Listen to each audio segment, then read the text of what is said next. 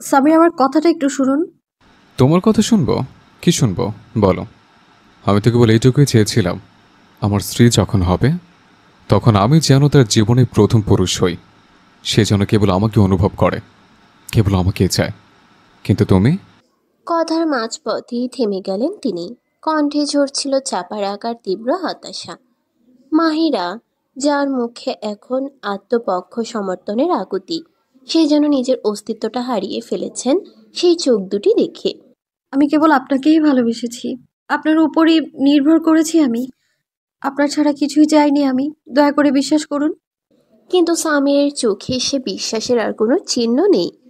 যে মেয়ে রাতভর ছেলেদের সঙ্গে চ্যাট করে, তাদের ভালোবাসে, সে আমার স্ত্রী হওয়ার উপযুক্ত নয়। এমন মেয়ে আমার চোখে খারাপ চরিত্রের। তার চোখের পলকে যেন আগুন ঝরে পড়ল। রাগের আতিশয্যে টেবিলে রাখা গ্লাসটি তিনি তুলে নিলেন, আর কোনো রকম দ্বিধা ছাড়াই ছুঁড়ে মারল মেঝেতে। গ্লাসটা ভেঙে শত টুকরো হয়ে ছড়িয়ে পড়ল ঘরের এক প্রান্ত থেকে আরেক প্রান্তে। মাহিরা চমকে উঠে স্থির হয়ে গেছে। চোখে মুখে আতঙ্ক জমে উঠেছে। মেঝে থেকে কাচের টুকরোগুলো ব্যস্ত হয়ে পরিষ্কার করতে গিয়ে তার হাতে কাচের টুকরো ঢুকে গেল। কাঁপতে কাঁপতে সে হাত তুলতেই রক্ত গড়িয়ে পড়ল ফ্লোরে। ভয়ের সঙ্গে তার চোখে তখন লজ্জা, অপমান আর চরম যন্ত্রণা। হঠাৎই স্বামীর এগিয়ে এসে তার হাত ধরে রক্তারক্তি জায়গাটিতে চেপে ধরলেন। এক অদ্ভুত দ্বন্দ্ব ফুটে উঠল তার চোখে। জেনে রেখো, একজন মেয়ের সম্মান কাছের থেকেও বেশি ভঙ্গুর। যে পুরুষ তার অস্তিত্বকে আঘাত করে, সে নিজেও ভেঙে পড়ে। দেখো, এই গ্লাস ভেঙে গেছে। তুমি পারবে কি তাকে ঠিক করতে? না, তুমি পারবে না, চাইলেও পারবে না। এই কথা বলে স্বামীর রাগে উতলে উঠে ঘর ছেড়ে চলে গেলেন। মাহিরা নিঃশব্দে তাকিয়ে রইল তার পেছনে। দৃশ্যান্তর কিছু মাস আগের ঘটনা। তালহা ভাই, আজকে আমি আপনার প্রিয় বিরিয়ানি নিজ হাতে রান্না করেছি। তালহার ঠোঁটে তখনই এক খুনসুটে হাসি খেলে গেল। আল্লাহ, আবার সেই কেকটার মতো না তো, যেটা খেয়ে আমার দাঁত এক একটার পর একটা বিদায় জানাতে শুরু করেছিল। রিহানা বেগম হেসে ফেললেন, তার হাসির ভাঁজে স্নেহের আলো। তালহা মুচকি হেসে বলল, তুমি আমার জন্য রান্না করো, নাকি তোমার রান্নার সব এক্সপেরিমেন্ট তুমি আমার উপর করো? তোমার কাছে একটা অনুরোধ, এই বিরিয়ানি ভবিষ্যতে আর না বলিও না। আরে ভাই, আগে খেয়ে তো দেখেন। মাপ চাইব না আমার, এমন জুলুম তুমি আমার উপর করো না, তোমার দুটো পায়ে পড়ি আমি। এই কথায় মাহিরার মুখটি যেন হঠাৎ করেই মেঘে ঢাকা পড়ে গেল। কিন্তু সে চুপ রইল না। এক ঝটকায় কথার মোড় ঘুরিয়ে দিয়ে বলে উঠল, তালহা ভাই, এখন অনেক বদলে গেছে মা। আপনি দেখছেন না, সারাদিন ভাবি রাফিয়ার পেছনে পেছনে ছুটে বেড়ায়, কখনো ফোনে কখনো মেসেজে একটানা কথা বলতেই থাকে। বিয়ের আগে পিছে ঘুরে বেরিয়েছে, আর বিয়ে করে বাড়িতে আনলে তো আমাদের ভুলেই যাবে। তালহা এক দৃষ্টিতে তাকালো মাহিরার দিকে, চোখে হালকা ধমকের ছায়া। তুমি আমাকে এমন করে খোঁজাচ্ছ কেন? আমি কি এখনো রাফিয়ার সঙ্গে কথা বলেছিলাম? এটা কোন ধরনের কথা মাহিরা? মাহিরা ভ্রুকুচকে উত্তর দিল, তাও এত রাফিয়া রাফিয়া করো কেন তুমি? হ্যাঁ, রাফিয়াকে তুমি প্লেটের ভেতরেও বুঝি রাফিয়া লুকিয়ে রাখো? এইবার আর নিজেকে সামলাতে পারল না মাহিরা। অভিমানে ধপ করে চামচটা নামিয়ে রেখে উঠে দাঁড়ালো, চোখে জল। পাপাকে সব বলবো। আপনাদের এই ঠাট্টা মশকরা আর ভালো লাগছে না আমার। যাচ্ছি আমি। তালহা একটু চমকে গেল, তাড়াতাড়ি চেয়ার সরিয়ে উঠে দাঁড়ালো, পেছন থেকে ডাকলো, আরে মাহি, দাঁড়াও তো, আমি তো শুধু মজা করছিলাম। কিন্তু মাহিরা তখন চোখের কোণে জল নিয়ে ঘর ছেড়ে চলে গেছে। তালহা চুপচাপ বসে এক চামচ বিরিয়ানি তুলে মুখে দিল, তারপরে চোখ বন্ধ করে বলল, আহ, অপূর্ব, একবারে অসাধারণ স্বাদ। ফিস ফিস করে দরজার আড়াল থেকে ভেসে এলো মাহিরার কণ্ঠ। তুমি সত্যি বলছো ভাই? তালহা তাকিয়ে হেসে বলল, 100 ভাগ সত্যি, দারুণ হয়েছে। আজ তো শুধু একটা প্লেট নয়, পুরো ট্রেটা আমি একাই শেষ করব। মাহিরার মুখে তখন লুকোনো আনন্দের ঝিলিক। তাহলে আমি এখনই এনে দিচ্ছি। হ্যাঁ আনো, দেখি তো আমার রাজকন্যা কেমন রান্না করেছে। রিহানা বেগম মৃদু হেসে বললেন, এই যে তালহা। মেয়ে আমার এখন তো রান্না শিখে গেছে, এবার বিয়েটা দিয়ে দিলেই হয়, কি বলো? তালহা চোখ টিপে বলল। না মা, এখন আর ওর বিয়ের দরকার নেই। সে তো সবে মাত্র ইন্টার প্রথম বর্ষে। রিহানা বেগম হেসে ফেললেন, স্নেহ ভরা কণ্ঠে বললেন। তোমার বোনকে এত জ্বালাও কেন রে? তালহার জবাব ছিল হাসিতে মোড়া। ছোট বোনকে জ্বালানোই তো ভাইয়ের সবচেয়ে প্রিয় কাজ। আশফাক সাহেব ও রেহানা বেগমের দুইটি সন্তান, তালহা ও মাহিরা। তালহা মাহিরার থেকে 8 বছরের বড়। পড়াশোনা শেষ করে সে একটি নামকরা বহুজাতিক কোম্পানিতে চাকরি করছে। অন্যদিকে মাহিরা সদ্য কলেজে ভর্তি হয়েছে। এখনো নতুন পরিবেশ, নতুন ক্লাসরুম, নতুন মুখগুলোর সাথে মানিয়ে নেওয়ার চেষ্টা করছে সে।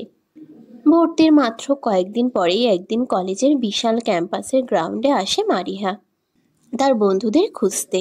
সেখানে দেখলো তার 3জন বান্ধবী এক কোণে বসে গল্প মশগুল। মারিহাও তাদের কাছে গিয়ে যোগ দেয় গল্পে। আচমকা মারিহা প্রশ্ন করে বসে। ভালোবাসা মানে কি? এক বান্ধবী মুচকি হেসে জবাব দেয়। তোর মতো নির্দোষ মেয়ে ভালোবাসা নিয়ে প্রশ্ন করছে? কাহিনী কি মাহিরা? মাহিরা মুখ ফুলিয়ে বলে। আমি কি জানবো না ভালোবাসা মানে কি? আমার তো মা পাপা একে অপরকে খুব ভালোবাসেন। আমার ভাইকেও আমি খুব ভালোবাসি। ওটাই তো ভালোবাসা, তাই না? দিনা মুচকি হেসে বলে। এগুলো পারিবারিক ভালোবাসা মাহিরা।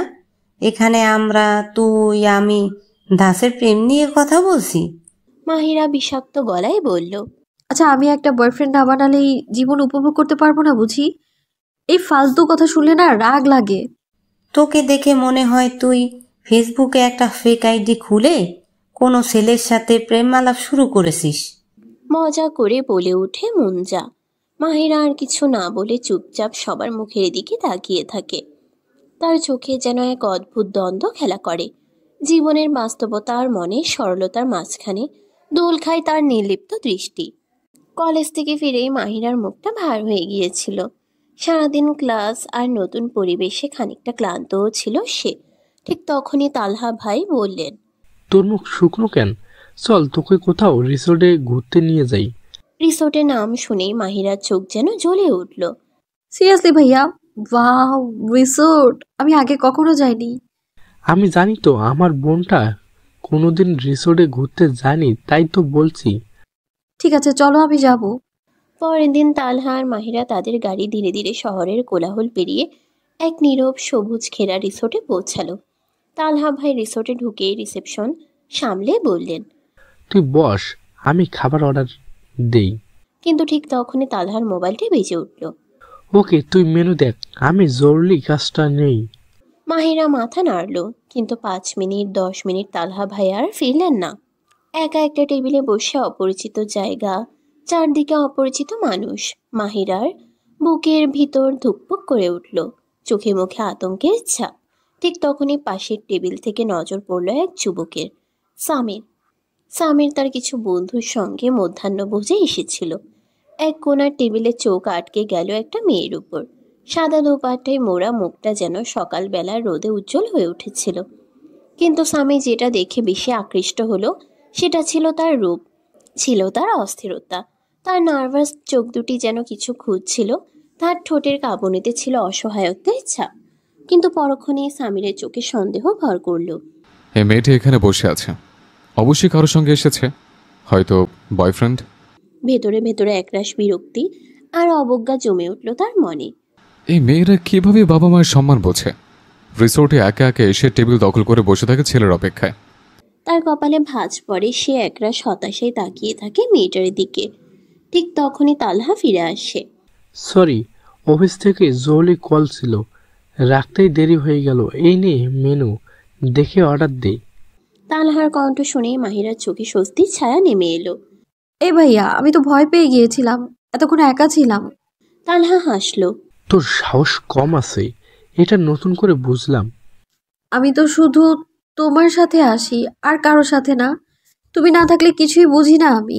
মারিহা নিচু গলায় বলল। দূর থেকে সামির এই দৃশ্যটা দেখলো, আর তখনই তার ভ্রান্ত ধারণা যেন আছড়ে পড়ল বাস্তবের দেওয়ালে। সে বুঝে গেল এই মেয়েটি কোনো বয়ফ্রেন্ডের জন্য অপেক্ষা করছিল না।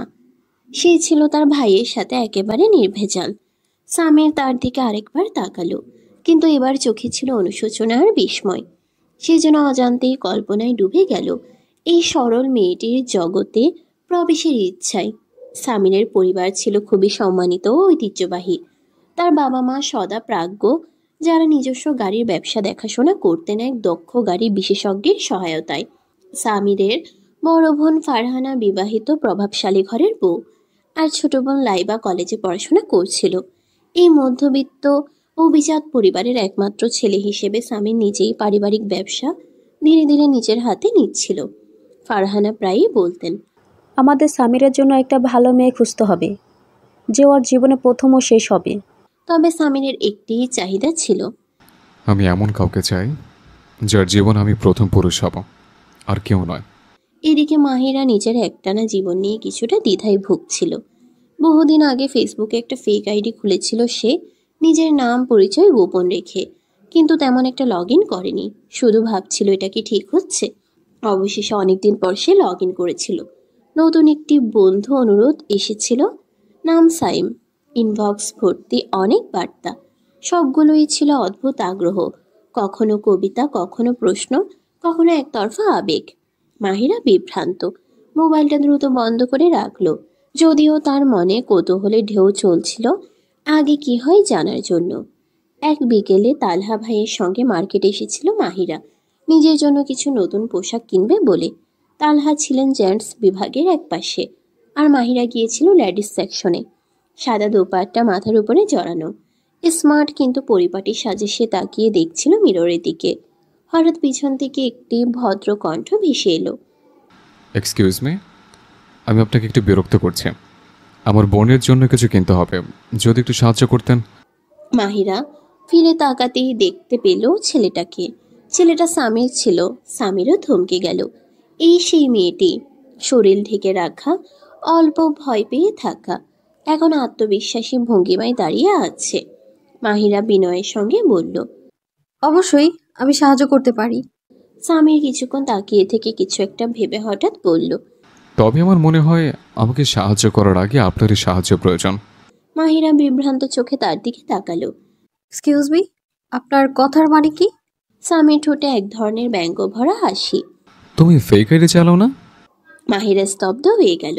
সে সাহায্যের জন্য হাত বাড়াতেই সামির হঠাৎ রুক্ষ কণ্ঠে বলল, আপনার মতো মেয়েদের সাহায্য আমার দরকার নেই, কারণ আমি জানি আপনারা ঠিক কেমন। আপনারা সাহায্যের নামে ছেলেদের কাছ থেকে কিভাবে অর্থ বের করে নেন সেটা আমি জানি। এখন নিশ্চয়ই এখানে কোনো ছেলের সাথে এসছেন তার পকেট ফাঁকা করতে। মাহিরা বিস্মিত চোখে তাকিয়ে থাকলো।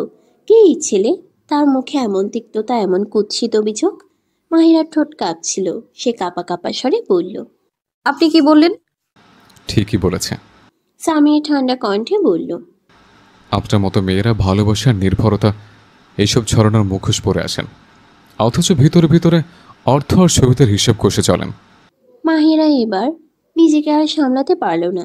চোখে জল চকচক করছিল, কিন্তু গলার স্বর ছিল দৃঢ়। আমার মতো মেয়ে মানে? আপনি আমাকে জানেন না, চেনেন না, অথচ এমন কথা বলছেন। আমি কোনো ছেলের কাছ থেকে টাকা চাইনি কখনো, চাইও না। আমার ভাই আমাকে যা দেয় সে ভালোবেসে দেয়। আপনি কে যে আমার সম্পর্কে এমন বাজে কথা বলেন? আমি এখানে আমার ভাইয়ের সাথে এসেছি। আপনার ভাই?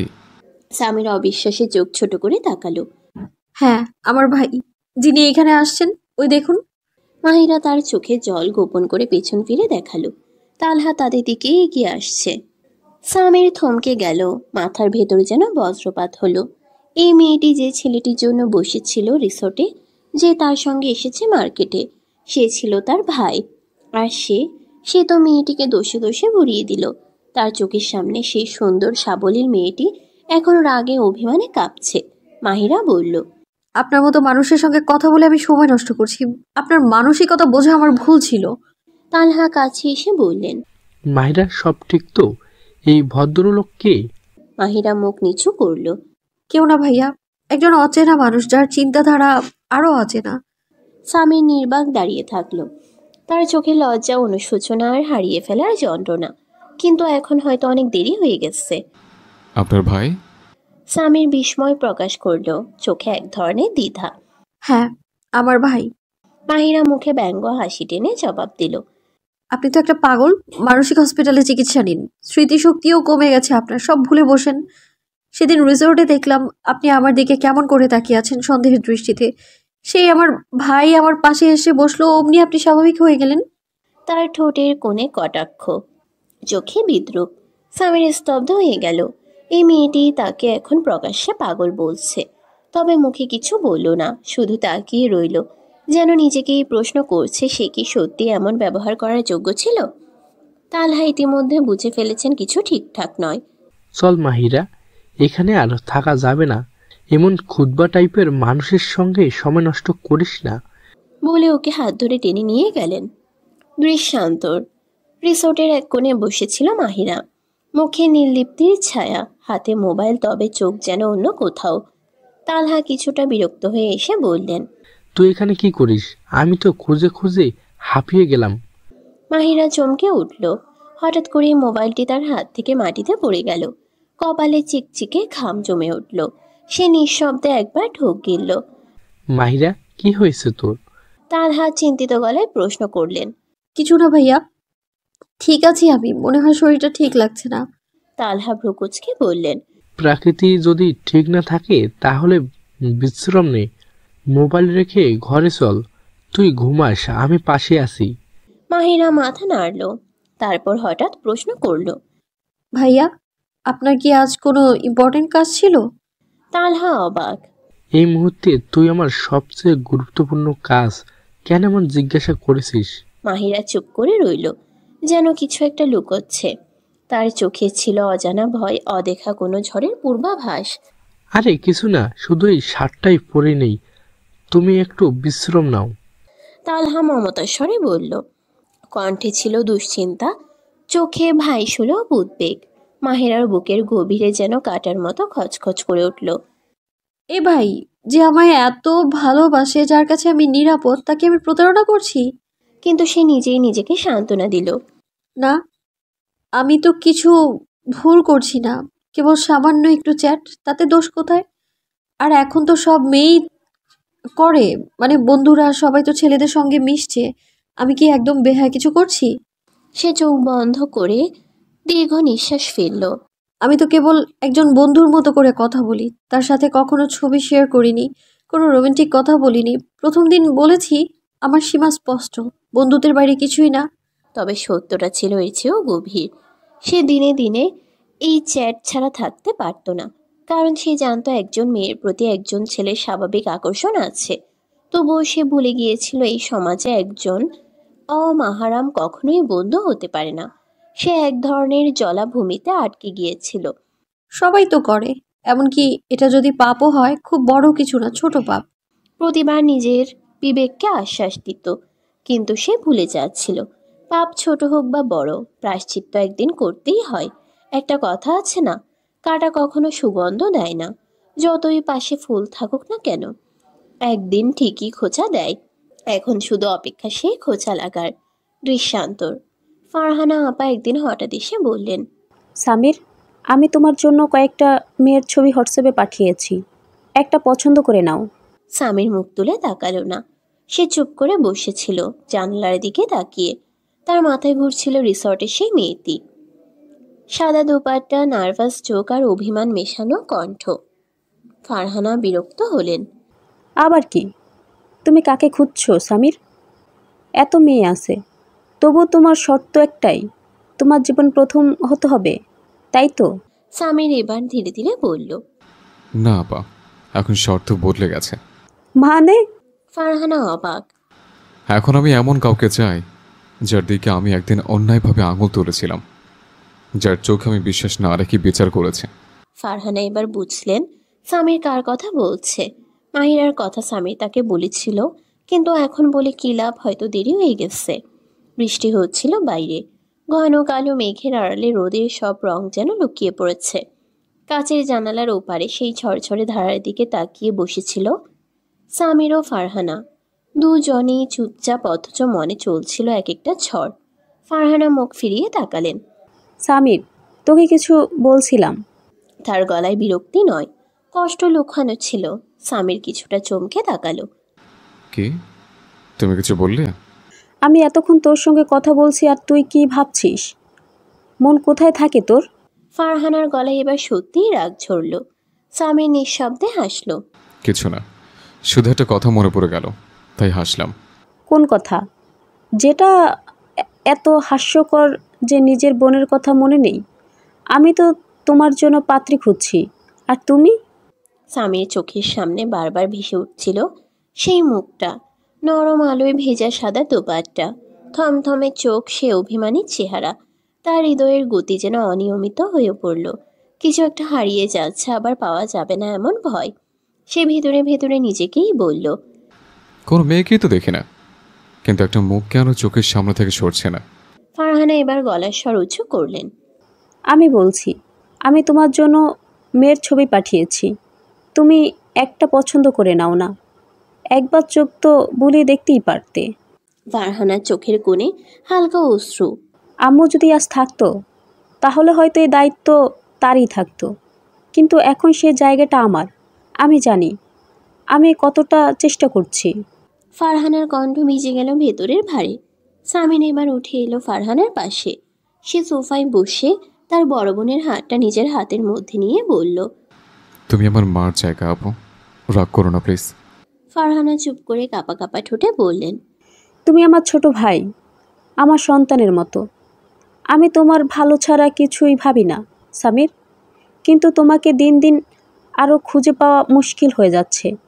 কেমন যেন হয়ে যাচ্ছ তুমি। সামিনের মুখে তবুও সে এক চুপচাপ ভাব। সে জানত হৃদয়ের কষ্ট বাইরে প্রকাশ করলেই তা কমে না, বরং আরও গভীর হয়। আমি শুধু চাই তুমি একটা ভালো মেয়েকে বিয়ে করো। ফারহানা একটানা বললেন, তারপর হালকা করে হেসে সামিরের দিকে তাকালেন। সামির হেসে মাথা নাড়ল। ভালো মেয়ে না আপু, আমার মতে কোনো মেয়ের খুব সুন্দর হওয়া উচিত না। এই কথার মাঝেই ঘরে ঢুকলো লাইবা। একটা আলাদা উচ্ছ্বাস, প্রাণবন্ত উপস্থিতি তার মধ্যে। আমার ভাইয়ের মতো শুভলাভ কারোর হতেই পারে না। তার কথাই ঘর জুড়ে হাসির ছায়া। ফারহানা চোখ ঘুরিয়ে সামিরের দিকে তাকালেন। সত্যি তো, উচ্চতা, গাঢ় গায়ের রং, ধারালো নাক, কপালের উপর এলোমেলো পড়ে থাকা কালো চুল, মৃদু ঠোঁট, সব মিলিয়ে সামির যেন এক জীবন্ত ম্যাসকুলিন মাস্টারপিস। এমন ছেলের জন্য মেয়েরা পাগল না হয়ে যাবে কোথায়? তোমার জন্য মেয়ে খুঁজে পাচ্ছি না যে দেখলেই ডানা গজাবে। এই যুগে এমন মেয়ে কই? ফারহানা সোফার পিঠে হেলে পড়ে ক্লান্ত গলায় বললেন। সামির আস্তে করে বলল, পাপা যা চায় সেটা আমার কাছে মুখ্য। আর হ্যাঁ, লাইবাকে আমি প্রাণ দিয়ে ভালোবাসি।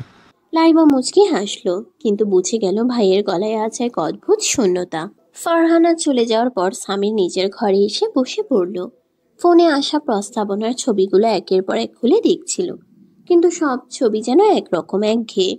প্রতিটি মুখে যেন এক মুখ, প্রতিটি মুখ যেন এক মুখে মিশে যায়, কোনো অনুভব জাগায় না। সামিরের মনে শুধু একটা মুখই স্পষ্ট হয়ে ভাসছিল, সেই মুখ যার কপালে ছিল অস্থিরতা, চোখে অভিমান, ঠোঁটে চাপা কিছু প্রশ্ন। মাহিরা। হঠাৎ সে ফোনটা পাশে ছুঁড়ে ফেলল, চোখ বন্ধ করলো, কিন্তু সেখানেও যে সেই একই মুখ। মনে হচ্ছিল ঘুম তার কপালে নেই, আজ রাতেও তার ঘুম ভেঙে যাবে, কারণ মাহিরা তার স্বপ্নে এসে জায়গা করে নিয়েছে। এদিকে তালহা আর রাফিয়ার বিয়ের দিনক্ষণ ঠিক হয়ে গেছে। বাড়িতে উৎসব মুখর পরিবেশ, আর মাহিরা, সে যেন খুশিতে ডানা মেলে উঠছে। প্রিয় ভাইকে বিয়ে দিতে পারবে, এই উত্তেজনায় তার মুখে লেগে আছে ঝলমলে হাসি। তবে তার হাসির পেছনে এক ক্ষীণ প্রশ্ন ঘুরপাক খাচ্ছিল। আজ ছিল তালহা এবং রাফিয়ার মেহেদির অনুষ্ঠান। এটি একটি বিশাল খোলা মাঠ ছিল, যেখানে মঞ্চ স্থাপনা করা হয়েছিল। প্রবেশ থেকে মঞ্চে খুব সুন্দর হলুদ এবং সাদা বিপরীতে ফুল রোপণ করা হয়েছিল, এবং ফুলগুলি সর্বত্র রাখা হয়েছিল। সবুজ ঘাস ঘাসের উপর পড়েছিল, লাইটগুলির লাইট দিয়ে জ্বলজ্বল করছিল। রং এবং গন্ধের বন্যা সর্বত্র ছড়িয়ে ছিটিয়ে ছিল। ছেলে এবং মেয়ের মেহেদি অনুষ্ঠান এক জায়গাতেই পালন করা হচ্ছে। সামির তার প্রিয় বন্ধুর বোনের মেহেদির কার্যক্রমে অনেক পরে আসলো। এখন সে বসে আছে। সে কিছুদিনের ধরে কোনো বিষয়ে আগ্রহ অনুভব করছিল না। সামিরের একটি সাদা শার্ট ছিল, সেই শার্ট পরে বিয়ে বাড়িতে এলো, অনেক মেয়ে তাকে দেখছিল। তার উপর সামিরের বন্ধুরা রেকর্ডিং করছিল। আজ মাহিরার পরনে ছিল সবুজ ও হলুদের অপূর্ব সমন্বয়ে তৈরি এক মুগ্ধকর লেহেঙ্গা। মাজার অংশে শুকনো কুচি কুচি কাজ, তার উপর আলতো করে ঝুলে থাকা সবুজ নেটের ওড়নাটি যেন বাতাসেও শিল্পের মতো ভেসে বেড়াচ্ছিল। বাদামি চুল খোলা রেখে গলায় রাখলেন হালকা কাজের পাতলা ওড়নাটি, আর কপালের মাঝখানে সযত্নে বসানো শুকনো টিকলি তার রূপে যেন আলাদা এক দীপ্তি এনে দিল। আজ মাহিরা যেন আকাশ থেকে নামা এক পরী। হলঘর জুড়ে বহু চোখ তার দিকে তাকিয়ে, কিন্তু তার দৃষ্টি ছিল স্থির। মাথা নিচু করে সে ফুল ভরা একটি থালা হাতে আসছিল। ঠিক তক্ষুনি কেউ হঠাৎ ধাক্কা দিল তাকে। সব ফুল ছিটকে ছড়িয়ে পড়ল মেঝেতে।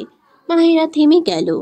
এক মুহূর্ত হতবাক হয়ে তাকিয়ে থাকলো, তারপর রাগে গাল ফুলিয়ে সামনে তাকালো। সামনে থাকা লোকটাকে দেখে তার রাগ যেন আগুনে পরিণত হলো। তার চোখে ঘৃণার ছায়া, ঠোঁটে ক্ষুব্ধ কাঁপুনি। আর তার সামনে দাঁড়িয়ে সামির, ঠোঁটে হালকা ব্যঙ্গের হাসি, চোখে স্পষ্ট এক ধরনের আনন্দ। আচ্ছা, কিন্তু মনে হচ্ছে তুমি নিজে বেশ অন্ধ, কারণ এত সুন্দর পোশাকে তুমি কারো বুকে না ধাক্কা দিয়ে হাঁটতে পারলে না। তার কথায় এক ধরনের ইচ্ছাকৃত তাচ্ছিল্য। মাহিরা হতবাক, এই মানুষটা কিভাবে এত নির্লজ্জভাবে প্রকাশ্যে তাকে অপমান করে যেতে পারে। সামির আবার একটা হালকা গলা ছেড়ে হাসলো, একটা দৃশ্য যা তাকে আরো ক্ষুব্ধ করে তুলল। আপনি ইচ্ছে করে ধাক্কা দিয়েছেন তাই না? মাহিরা জিজ্ঞেস করলো গলা শক্ত করে।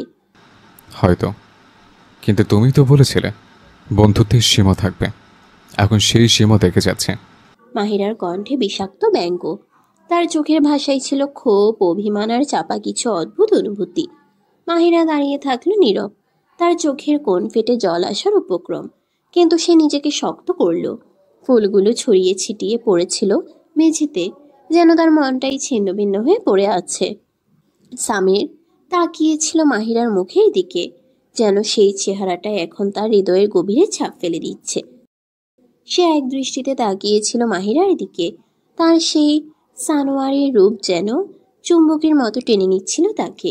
মাহিরা কঠিন গলায় জবাব দিল, আপনি অবাস্তব আর কল্পনার মাঝখানে পার্থক্য করতে শিখুন মিস্টার, নইলে একা একাই বিভ্রান্ত হয়ে পড়বেন। এই কথার পর মুহূর্তেই বদলে গেল সামিরের চোখের ভাষা। সেখানে স্পষ্ট এক ধরনের দুষ্টুমি খেলা করছিল। মাহিরা বিরক্ত দৃষ্টিতে তাকিয়ে রইল তার দিকে। তার চোখ যেন বলে দিচ্ছিল আর এক মুহূর্ত সহ্য করব না। তবু কি করব বলো? হালকা হাসি দিয়ে বলল সামির। একজন হ্যান্ডসাম মানুষ যখন তোমার সামনে দাঁড়িয়ে থাকে, তখন তাকে পাত্তা না দিয়ে কি চলে? তীক্ষ্ণ চোখে মাহিরার ছুরির মতো দৃষ্টি এসে পড়ল সামিরের উপর। বেশ বুদ্ধিমতী হয়ে উঠেছে দেখছি। রাজকুমারের কেউ আছে নাকি আশেপাশে? ঠোঁটে খেলছিল বাঁকা হাসি। সামির আরো এগিয়ে এলো, মাহিরার পেছনে 2 কদম সরল, কিন্তু তার কণ্ঠে ছিল দৃঢ়তা। আপনার সম্পর্কে কোনো ভুল নেই আমার।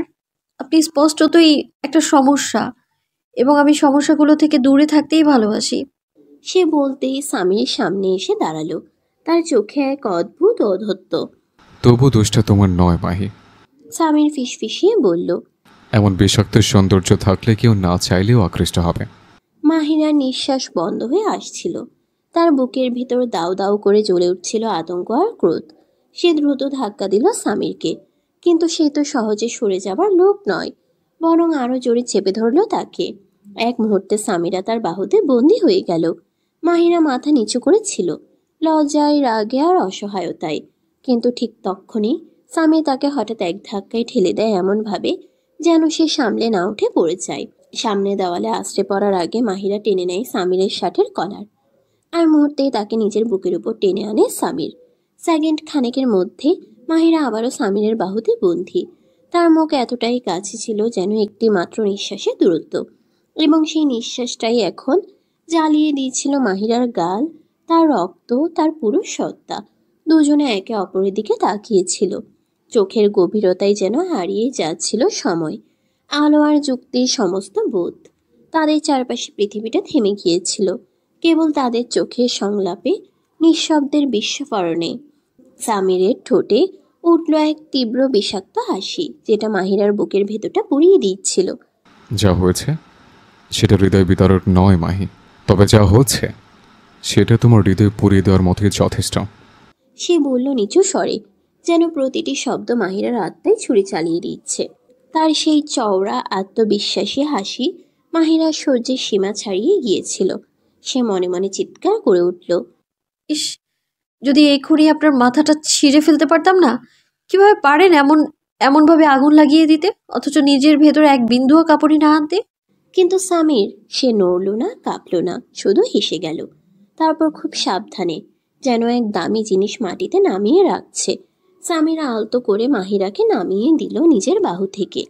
তার ঠোঁটের কোণে এখনো সে আগুন ধরানো হাসি। চলো এবার যাই। মাহিরা অবাক হয়ে বলল, কোথায়? সে কি, তোমার ভাইয়ের মেহেন্দির অনুষ্ঠান, তুমি সেখানে যাবে না? নাকি যাওয়ার ইচ্ছে নেই? ও, বুঝতে পেরেছে, তুমি আমার সাথে থাকতে চাইছো, তাই না সুইটহার্ট? আপনার বাজে কথা আপনার পকেটেই ঢুকিয়ে রাখুন মিস্টার সামির দুরানি। আমার এত শখ নেই আপনার মতো লোকের সাথে থাকার। মাহিরা রাগ দেখিয়ে চলে গেল। সামির পিছু পিছু ছুটল আর বলল, দাঁড়াও সুইটহার্ট। মাহিরা হাঁটতে শুরু করলো। পিছনে ফেলে গেল স্তব্ধ, ক্ষুব্ধ, জ্বলন্ত সামিরকে। সামির পিছু পিছু যাচ্ছিল আর চলে যাওয়ার সময়ও সে হাসছিল। মাহিরা তখন তার কাজিনের সঙ্গে কথা বলছিল। তুমি কবে এসেছো? মামনি আর ফারা তারা এসেছে তো? মাহিরার চোখে বিস্ময়। ছেলেটি হেসে মাথা নাড়ল। হ্যাঁ এসেছেন, ভিতরে আছেন।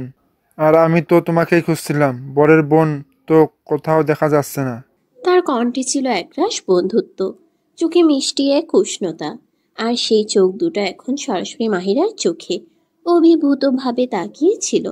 মাহিরা হেসে ফেলল, একান্ত মধুর সে হাসি, যেন তার চারপাশে বাতাসটাকেও স্নিগ্ধ করে দিল। কিন্তু দূরে দাঁড়িয়ে থাকা কেউ একজন, তার গায়ে যেন আগুনের স্পর্শ লাগলো।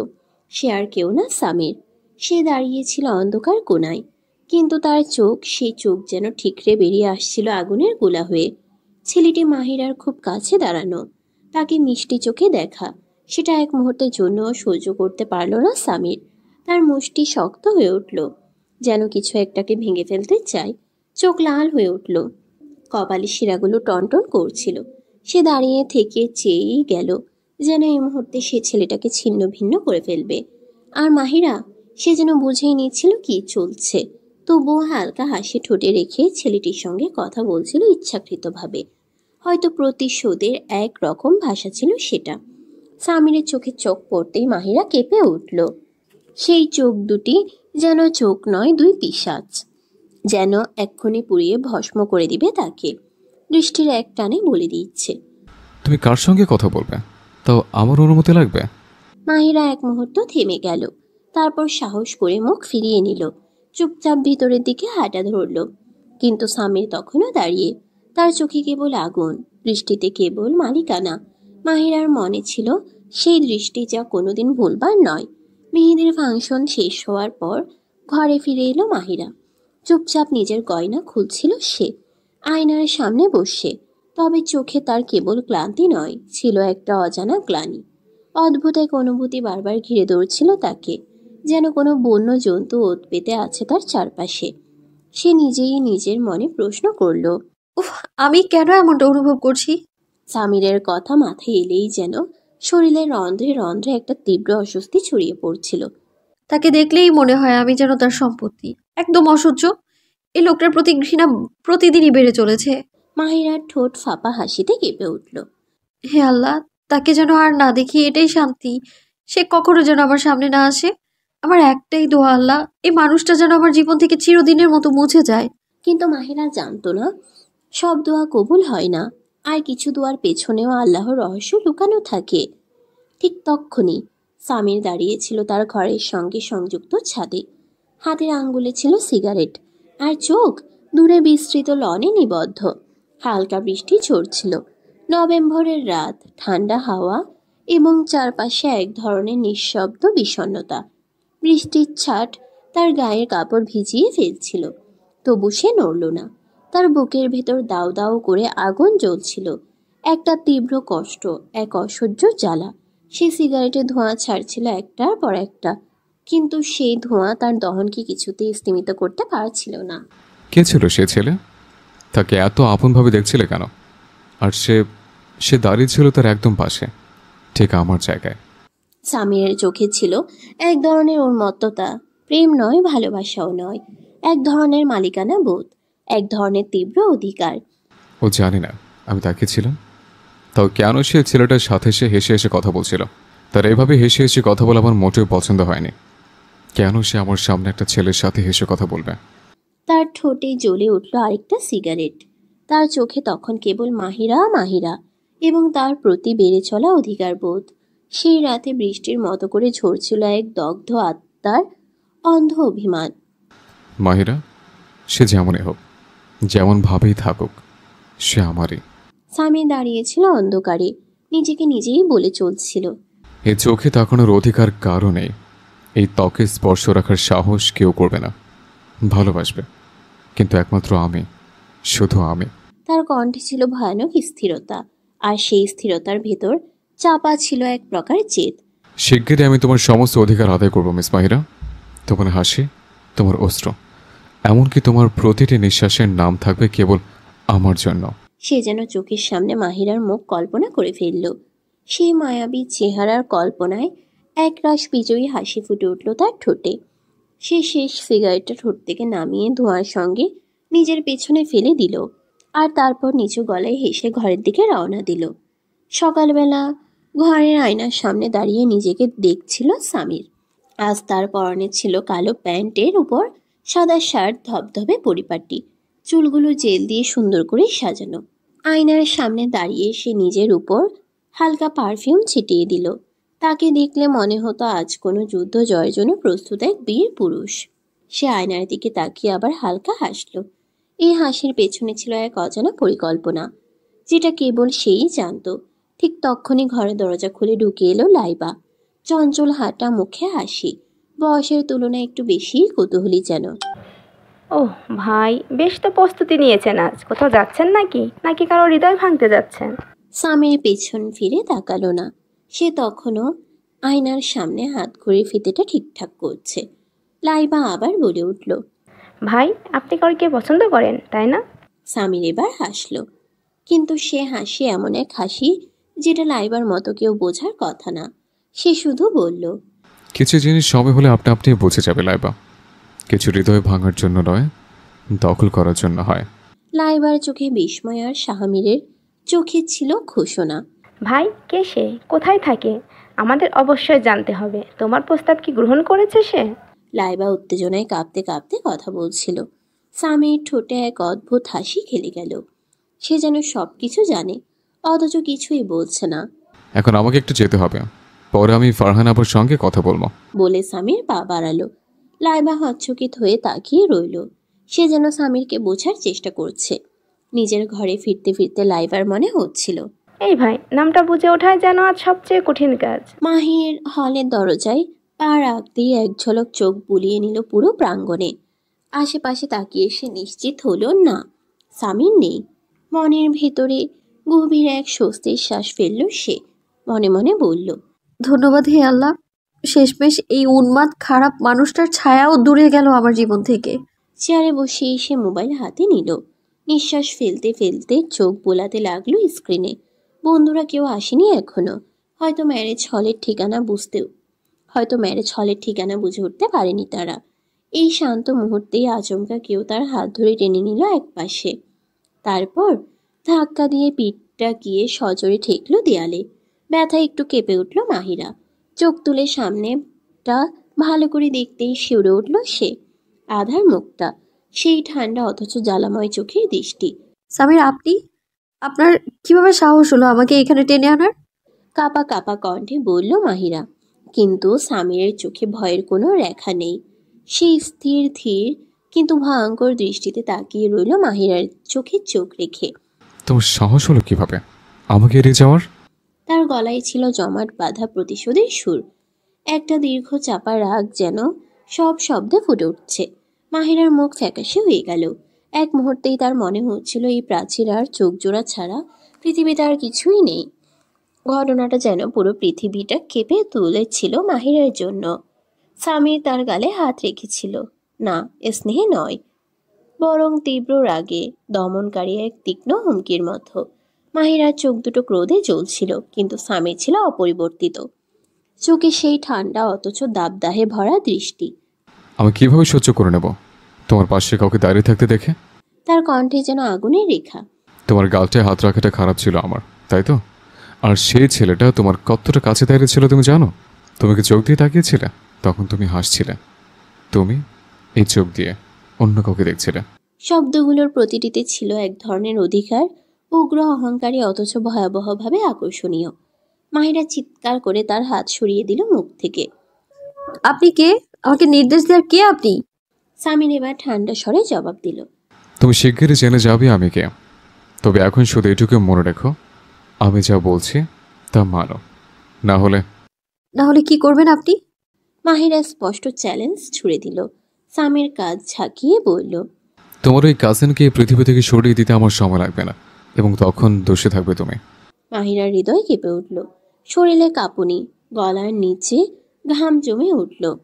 সে তাকালো সামিরের চোখে, সেই চোখ যেগুলো ঠিক তার অস্তিত্বে আঘাত করে। তবে সামির এবার তার সুর নরম করল। তুমি তো নার্ভাস কেন হচ্ছ? তুমি তো শুধুই তোমার মাহি। তোমার জন্যই তো আমার এইসব উন্মাত্ততা, এই পাগলামি। সে তার গালে আবার হাত রাখলো, এবার আদরের পরশে। তোমার লজ্জা, তোমার রাগ সবই আমার, কারণ তুমি কেবল আমার। তুমি আমার মানে শুধুই আমার। এবার মাহিরা আর প্রতিবাদ করল না। সে চুপচাপ দাঁড়িয়ে রইল, কোনো হাত নড়ল না, কোনো দৃষ্টি ঘুরল না। সামির তার দিকে গভীরভাবে তাকালো, একদম নিরীক্ষণ করার মতো করে। সে আজ সাদা রঙের হালকা লং জামা পরেছিল, ঠোঁটে ছিল হালকা লাল রঙের লিপস্টিক। খোলা চুলে মুক্ত বাতাসে দাঁড়িয়ে সে যেন এক জ্যান্ত কাব্য, একজন পুনরুত্থিত দেবী, যার রূপে পাগল হবার যথেষ্ট কারণ ছিল। সামি নিজেকে সামলাতে পারছিল না, তার চোখ আটকে গিয়েছিল সেই লাল টুঠে। সে হাত বাড়িয়ে এক অনভিপ্রেত সাহসে থাবা দিয়ে মুছে ফেলল ঠোঁটে লেগে থাকা লিপস্টিকের রেখা। পরবর্তীবার আমি লাল রং তোমার ঠোঁটে দেখতে চাই না, নিচু গলায় বলল সামির, যেন আদেশ নয় বরং হুমকি।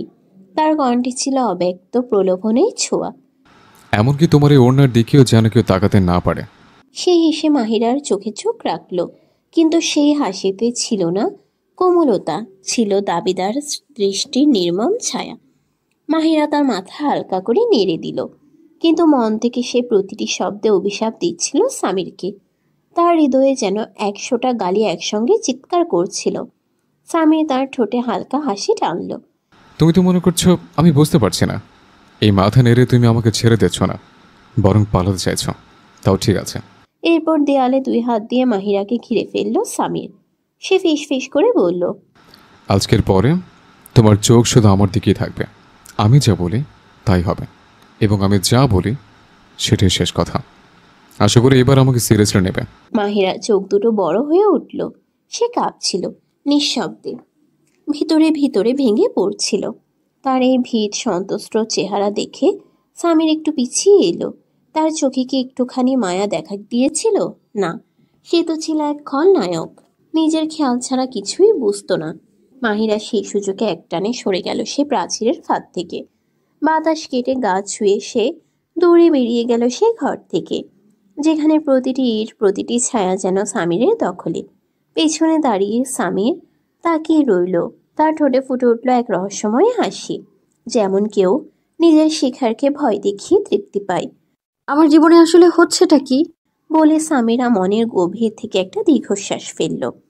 দুপুর গড়িয়ে তখন প্রায় 2টা। তালহা তখনও তার ঘরের কাছে বসেছিলেন, চুপচাপ চিন্তায় নিমগ্ন। মাহিরা লক্ষ্য করেছিল সকাল থেকে ভাইটা যেন একটুও নড়েনি। এমনকি রাফিয়া ভাবিও তখন ঘরে উপস্থিত ছিলেন।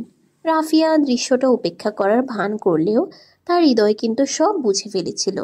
তিনি হেসে বললেন, চিন্তায় ক্লান্তি আসে, বিশ্রামই ভালো। বিয়ের বাড়ি, ক্লান্তি তো হবেই।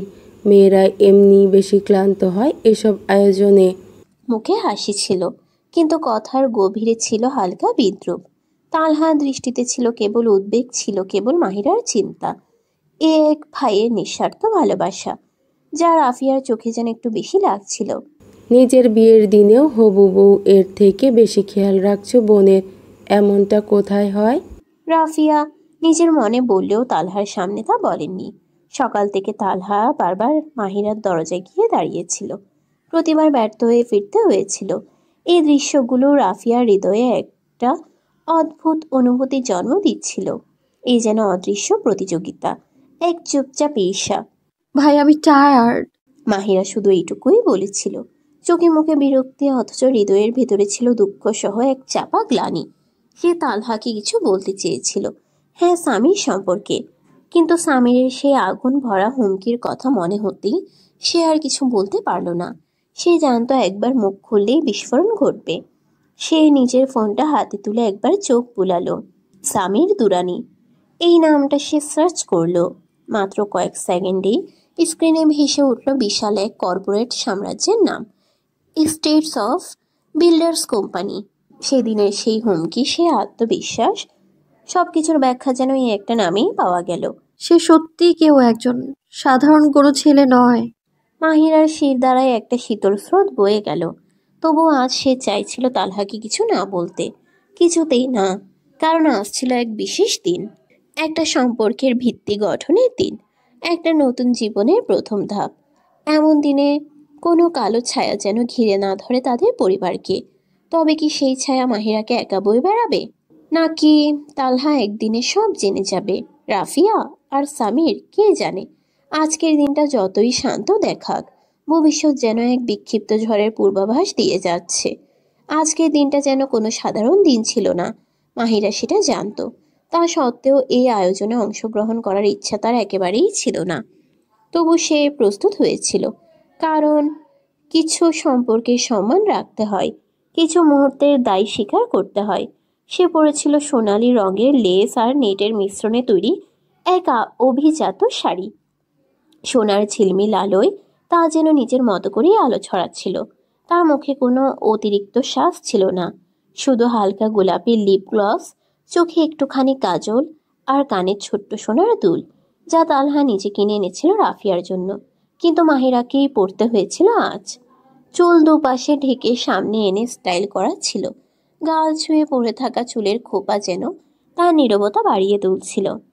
যেই সাজে মাহিরা যেন নিষ্পাপেক পুতুল। দুঃখ তার চোখে মুখে এমনভাবে আঁকা ছিল যে দেখে মনে হচ্ছিল সৌন্দর্য নয়, শোকেই তার প্রধান অলংকার। অন্যদিকে অনুষ্ঠানে প্রবেশ করে চোখ আটকে গেল এক ব্যক্তির দিকে, সামির। তিনি পরেছিলেন সম্পূর্ণ কালো শেরওয়ানি, যার গলার ডিজাইন ছিল ডানার মতো বিস্তৃত। তার চলাফেরা, তার দাঁড়ানোর ভঙ্গি, সব কিছুতেই ছিল এক ধরনের অব্যক্ত অথচ দৃঢ় আধিপত্য। কারো চোখ সরছিল না তার দিক থেকে। প্রবেশের সঙ্গে সঙ্গে যেন সমগ্র পরিবেশ নীরব হয়ে গিয়েছিল। শৈশবের বন্ধু ফারাজ তাকে দেখে খানিকটা অবাক হয়ে গিয়েছিল। আরে, আজ তো পুরো জমে গেছিস, এমনভাবে মুখ নিয়ে এলি। গতকাল পর্যন্ত যাকে 1000 বাহানায় দেখা মেলে না, আজ তাকে এখানে দেখে অবাক হচ্ছি। ফারাজ কানে কানে বলল, গলায় ব্যঙ্গ ও কৌতূহলের মিশেল। সামির কেবল হেসে উঠল, কিন্তু তার সেই হাসির অর্থ কেউ বুঝল না। ফারাজ আবার বলল, বলে রাখি, তোর এই উপস্থিতি আমি ঠিক ভালোভাবে নিচ্ছি না। মনে হচ্ছে তোর এই লুক দিয়ে তুই কাউকে না কাউকে ঠিক গায়েল করবি সামির। সামির এবার চোখ ঘুরিয়ে তাকালো মাহিরার দিকে। সে তখন এক কোণে দাঁড়িয়ে ছিল, চোখে একরাশ চিন্তা আর গায়ে শোনার ছায়া। তার দৃষ্টিতে একরকম অভিমান, আর সেই অভিমান যেন সামিরের হৃদয়ে একটুখানি কাঁপুনি তুলে দিল। আজকের রাতে শুধু আলো আর আতিথেয়তা নয়, ছিল গোপন চাহনি, চাপা ক্রোধ আর এক অনিবার্য সংঘাতের পূর্বাভাস। আজকের সন্ধ্যাটি যেন এক রাজকীয় অধ্যায়ের সূচনা। দুরানি সাম্রাজ্যের কর্ণধার, নির্মম অথচ মোহময় এক পুরুষ, সামির দুরানি নিজ হাতে আজকে স্বীকার করলেন তিনি এসেছেন আত্মসমর্পণের একরকম বার্তা নিয়েই। তার শৈশব বন্ধু ফারাজ হাসি মুখে এগিয়ে এসে বলল, এতদিন পর এলি, মনে হচ্ছে দুরানির রাজ্যের মালিক এখন আমাদের মতো সাধারণ বন্ধুত্বের মাঝেও আসতে রাজি। তার কণ্ঠে ছিল এক চিলতে ব্যঙ্গ আর চোখে একরাশ কৌতূহল। সামির হালকা হেসে উত্তর দিল, আরে ভাই, আমি আসলে খুব ব্যস্ত থাকি জানো তো, কিন্তু আজ মেয়েদের অনুষ্ঠানে সবে আসতে শুনে মনে হলো পুরনো সব স্মৃতি আবার একটু ঝালিয়ে নেওয়া যাক। ফারাজ তখন তার কাঁধে হাত রেখে বলে উঠল, তুই এসে তো পুরো অনুষ্ঠানে চাঁদের আলো ছড়িয়ে দিলি বন্ধু। আরও এক ধাপ এগিয়ে এসে ফারাজ সামিরকে আপন করে জড়িয়ে ধরল। অভ্যন্তরীণ হলঘর তখন ধীরে ধীরে জমে উঠেছে অতিথিদের ভিড়ে। তাদের মাঝে এক কোণে দাঁড়িয়েছিল মাহিরা। আজকের সাজে তিনি যেন এক অনাবিল সৌন্দর্যের প্রতিমা। তার চাহনিতে ছিল অভিমান, ঠোঁটে ছায়াময় এক মৃদু হাসি, আর চুলের গন্ধে ছড়িয়েছিল অস্থিরতা। তার দুপাটটা হালকা করে মাথায় দেওয়া, চোখে চোখ রাখার সাহস যেন কারো নেই, কিন্তু একজন ছিল যে তাকিয়েছিল এক দৃষ্টে। তিনি সামির দুরানি। বন্ধুদের সাথে কথা বললেও সামিরের দৃষ্টি এক মুহূর্তের জন্য সরেনি। সে তাকিয়েছিল মাহিরার দিকে, উপরে থেকে নিচে নিঃশব্দে, যেন একজন শিল্পী তার নিখুঁত চিত্রা অঙ্কনের কাজ সম্পন্ন করেছেন।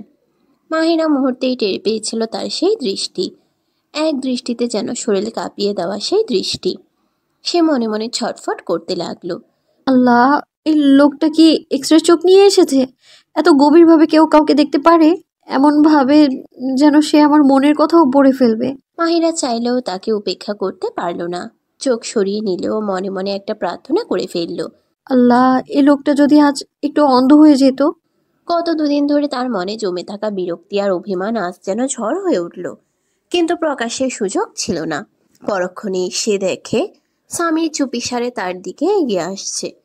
তার ঠান্ডা মুখ, চোখের গাঢ় চাহনি ধীরে ধীরে তাকে ছায়ার মতো ঘিরে ফেলছিল। মাহিরার চোখ আটকে গেল এক মুহূর্তে। স্বামীর এখন তার থেকে কয়েক হাত দূরে, তার চোখে আজও সেই আগুনের মতো জ্বলন, তবে তাতে মিলেছে এক প্রকার নীরব অধিকার। ছবির মুহূর্তটা যেন কারো জন্য স্মৃতি, আবার কারো জন্য অলিখিত হুমকি। মাহিরা মঞ্চে দাঁড়িয়ে ছবি তুলছিল, পাশে রাফিহা ও তালহা। হাসি, আলো, ক্যামেরার ঝলকানিতে মুহূর্তগুলো জমা হচ্ছিল মনে রাখার জন্য। ঠিক তখনই মঞ্চে প্রবেশ করলো সায়রা, তালহার পুরনো পরিচিত।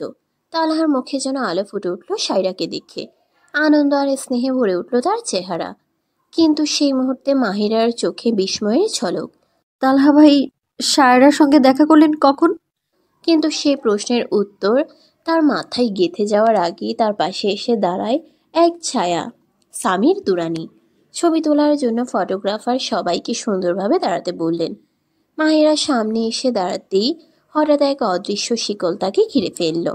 সামির তার কোমরের পেছনে হাত চেপে ধরল। মাহিরা মুহূর্তেই ফিরে তাকালো তার দিকে, চোখে বিস্ময়, অপমান আর অব্যক্ত এক ভয়। কিন্তু সামিরের চোখে এক অদ্ভুত আত্মবিশ্বাস, যেন তিনি জানতেন এই মুহূর্ত কেবল তার।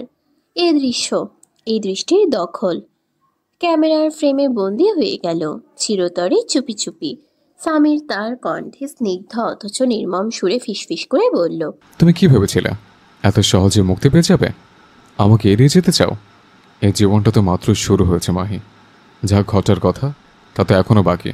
শুধু অপেক্ষা করো আর দেখো। তার কণ্ঠে ছিল প্রতিশ্রুতি, আমার ছিল হুমকি। হঠাৎই সে কোমরে রাখা হাতের চাপ বাড়িয়ে দিল।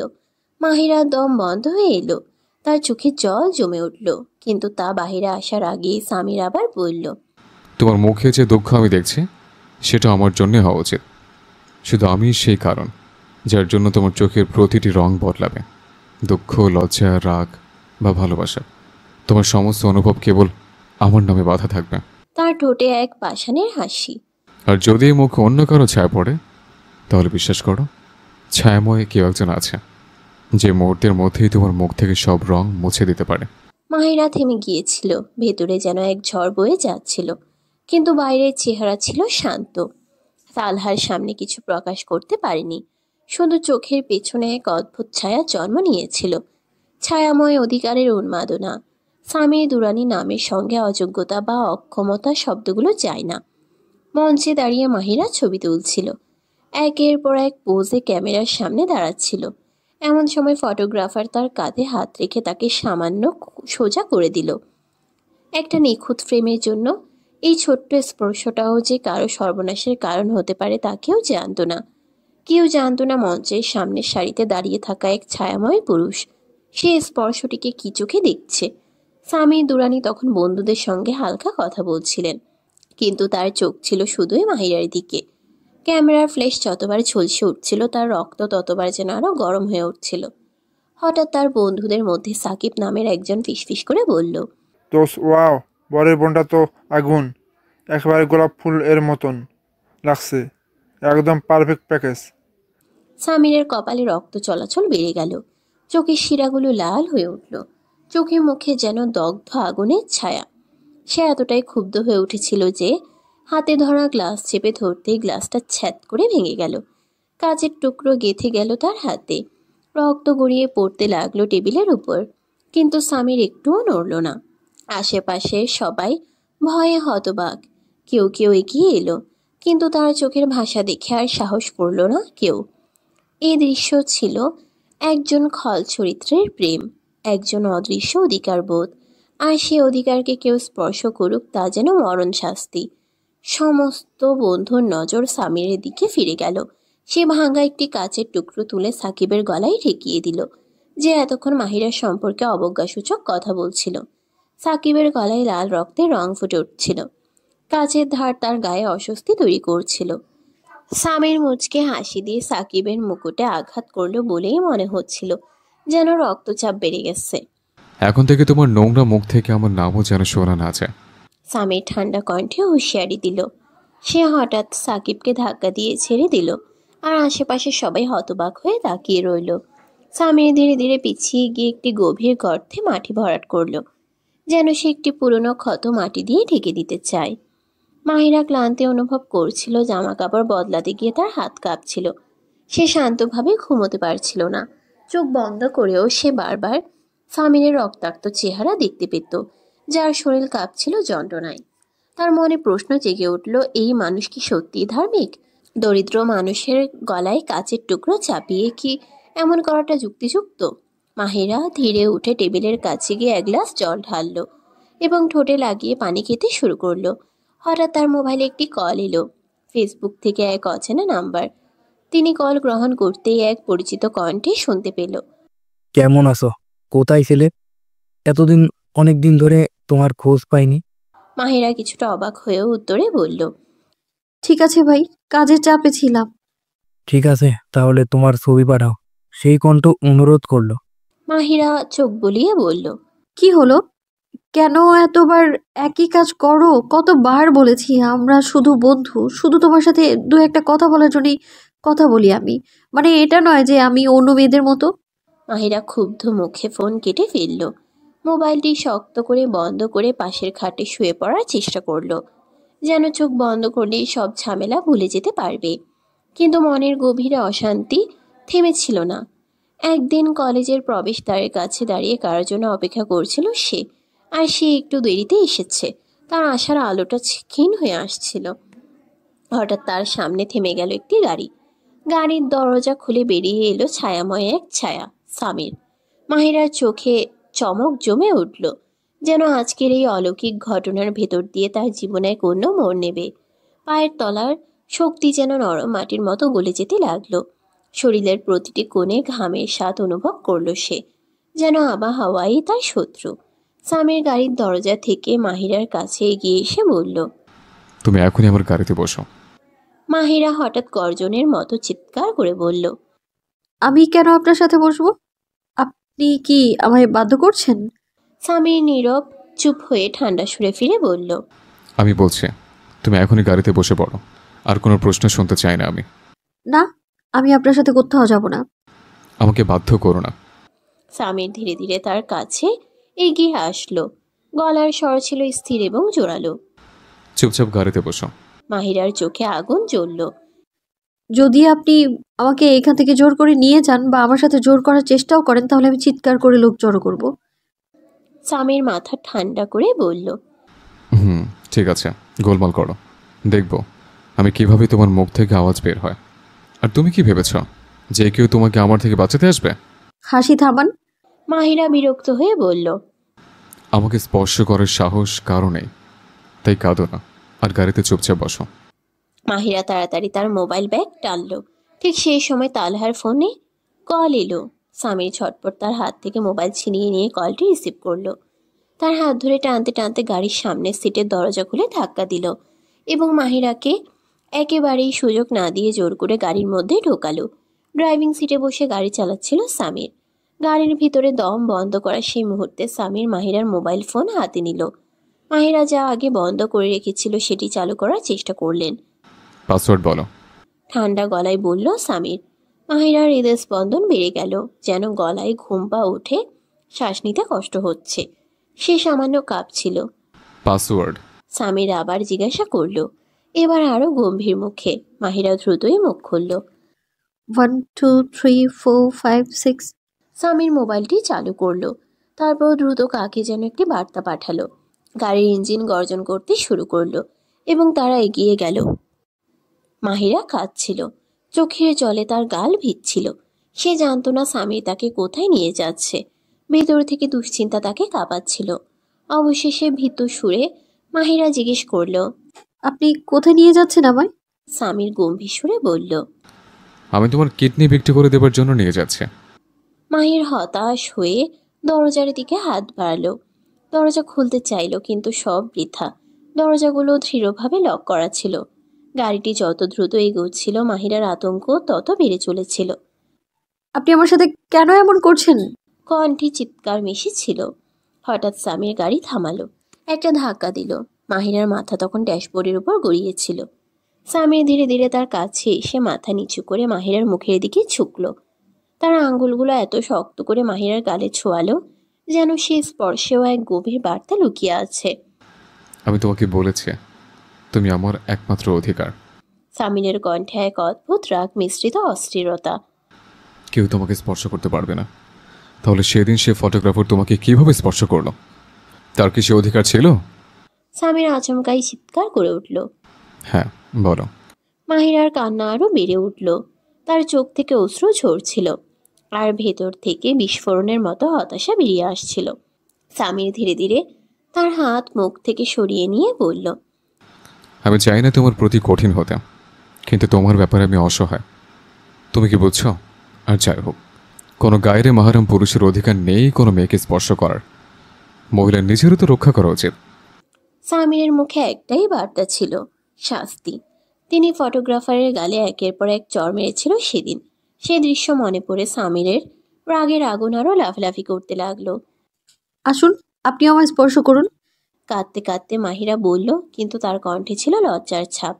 সামির হেসে উঠল। আমার বক্তব্য আলাদা। তুমি আমার একমাত্র। আমার সব অধিকার তোমার উপরই আছে। 1000 বছর আগে থেকে তোমার ভাগ্যে তা লেখা ছিল। সামির স্নেহপূর্ণ ভাষায় মাহিরার ইনসোলেন্স মুছে দিতে চেষ্টা করছিল। তুমি আমার জন্য অমাহারাম, মাহিরা। মাহিরা তখন নীরবে চোখ মেলে উঠে তাকালো। তার লজ্জায় হাসিটা আরো গভীর হয়ে উঠল। তার মানে আপনি চান আমি আপনার মাহরাম হই? হ্যাঁ, যখন তুমি আমার মাহারাম হবে তখনই তোমার কাছে আসবো। তোমার সব অধিকার লিখে রাখবো, যা তোমার পুরোপুরি নিয়ন্ত্রণে থাকবে। মাহিরা যেন মুহূর্তে স্থির হয়ে গেল। বিস্ময়ের এক তীব্র ঢেউ তার চোখ বেয়ে ছড়িয়ে পড়ল মুখ জুড়ে। সে বিস্ময়ের সঙ্গে মিশে ছিল এক ক্রাশ লজ্জা, অপূর্ব এক অনুভব যা হৃদয়ের ভেতর হঠাৎ করে ঘূর্ণি তোলে। সে ধীরে ধীরে সামিরের দিকে তাকিয়ে জিজ্ঞেস করল, আপনি ঠিক কি বলছেন? এর মানে আপনি আমায় বিয়ে করতে চান? সামিরের কণ্ঠে ছিল অদ্ভুত এক স্থিরতা, যেন সেই কথাটা বলার জন্য বহুদিন ধরে সে নিজেকে প্রস্তুত করে এসেছে। তার গলায় গভীর নরম অথচ দৃঢ় উচ্চারণে ভেসে এলো কথাটা। হ্যাঁ মাহিরা, আর এটা এখন আর এড়ানো যাবে না। আমি তোমাকে কখনই হারাতে চাই না, আর ছাড়বও না। মাহিরার চোখে জল এসে ভাসতে লাগলো। শব্দ করে নয়, যেন অশ্রু নিজেই জানে এই মুহূর্তের ভাষা। সে নিজের ঠোঁট কামড়ে ধরে কাঁদতে কাঁদতে বলল, না, এটা কখনোই হতে পারে না। আর যদি আপনি জোর করে আমায় বিয়ে করতে চান, তাহলে আমাকে আমার পরিবার ছাড়া বিয়ে করতে হবে। কেননা আমার জানা মতে আপনার মতো কোনো ছেলের সাথে আমার পরিবার আমায় বিয়ে দেবে না।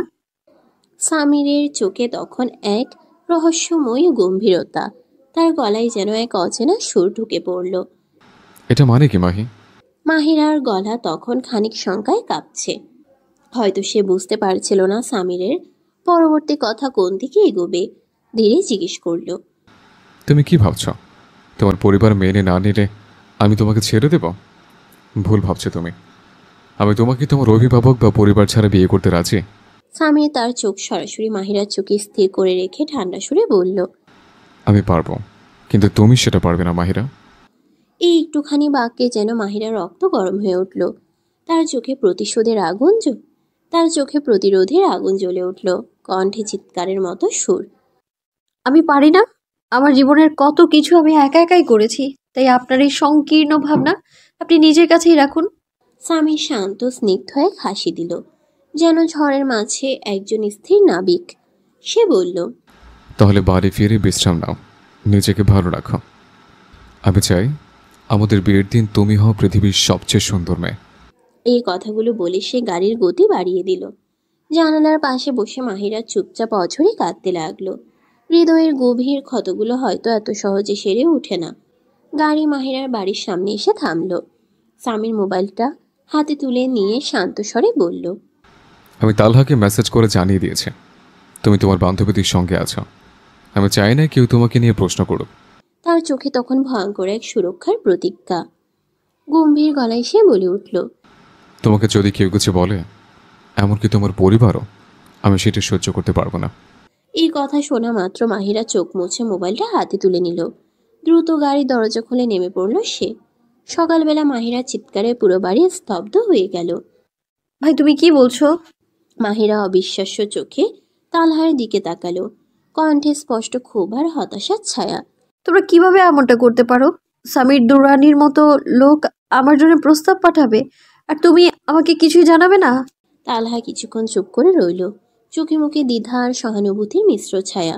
তারপর ধীরে বলল, আমি এখানে এসেছি তোমার মতামত জানতেই। তোমার ইচ্ছা ছাড়া কিছুই হবে না মাহিরা। তাহলে এখন শোনো, আমি এই প্রস্তাব কোনোভাবেই গ্রহণ করছি না।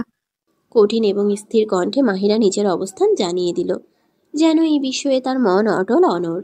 তালহার মুখ থমথমে হয়ে উঠল, গলার স্বর একটু গম্ভীর কিন্তু তবুও ভরসায় ভরা। কারণটা জানতে পারি? তুমি কি কাউকে ভালোবাসো? সামিরকে পছন্দ করি না মানে এই নয় যে আমি কাউকে ভালোবাসি। এক নিঃশ্বাসে কথাগুলো বলে চুপ করে গেল মাহিরা। তালহার প্রশ্নে অস্বস্তি হচ্ছিল তার। তালহা বোনের অভিমানে দগ্ধ মুখের দিকে তাকিয়ে বলল, তাহলে তুমি সামিরকে কেন অপছন্দ করো মাহিরা?